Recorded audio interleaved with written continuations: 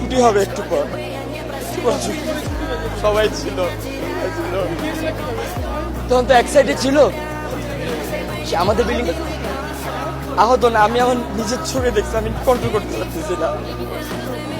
সাইডে পড়ছিল তো তখন সবাই আমরা নামানো শুরু করি, অ্যান্ড সিঁড়ি দিয়ে যে যেভাবে পারে নামানো শুরু করে। আমরা 1 নম্বর বিল্ডিং, 4 নম্বর বিল্ডিং, 5 নম্বর বিল্ডিং, 7 নম্বর বিল্ডিং সব হয়েছে 9 থেকে সেকেন্ড ইয়ার পর্যন্ত। আর আলহামদুলিল্লাহ মোটামুটি সবাই সুস্থ আছে। আমাদের ভবন নাম্বার 1 নম্বর বিল্ডিং, যে 8তলা ভবন। আর বিমানটা পড়ছে আপনার হলো জুনিয়র সেকশনে, ক্লাস প্লে থেকে 8 পর্যন্ত।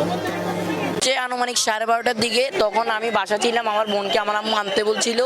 তখন আমি বাসা থেকে বেরো দেখলাম একটা বিকট আওয়াজ। তখন আমি দৌড়ে স্কুলে কলেজে এসে দেখি ধোঁয়া।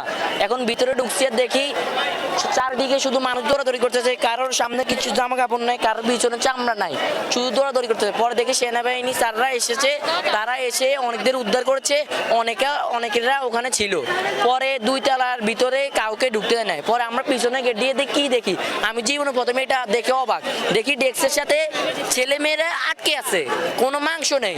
মানে ওই দোকানে আমরা বিভিন্ন মার্কেটে গেলে দেখি না পুতুল দাঁড়িয়ে আছে, সেরকম ছেলে মেয়েরা বসে আছে, তারা কোনো লড়াচড়া নাই। মারা যায় মানে তারা বইয়া কোচিং করতে আছে, তারা ডেস্কের উপরে বসে আছে, সে অবস্থায় তাদের উপরে মানে আগুনে ধরে তারা সেখানে মারা যায়। শুধু তাদের শরীরে সারা মাংসটা সাদা কালো মাংসটা দেখা যাচ্ছে, আর কিছু নেই। অনেকের তো হাড্ডি দেখা যাচ্ছে, এমন অবস্থা হয়েছে।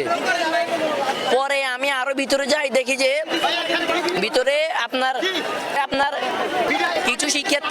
কিছু শিক্ষার্থীর মা বাবা কান্না করতেছে যে আমার ছেলে ভিতরে সেনাবাহিনীরা স্যাররা এবং বিএনসিসি ভাইয়েরা তাদের শান্ত হচ্ছে, তারপরেও গার্ডিয়ানরা শান্ত হচ্ছে না।